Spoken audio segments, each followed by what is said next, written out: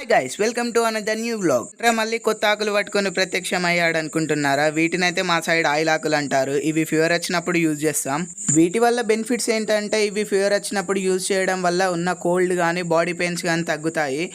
ఈ ఆయిల్ ఆకులే కాకుండా తక్కలాకులు, నీలగిరాకులు కూడా యూజ్ చేస్తారు. మా సైడ్ వీటిని ఆయిల్ ఆకులు అంటారు కానీ చాలా సైడ్ వావిలాకులు అని పిలుస్తారు. ఒకసారి మీరు కూడా ట్రై చేసి చూడండి, చాలా బెనిఫిట్స్ ఉంటాయి.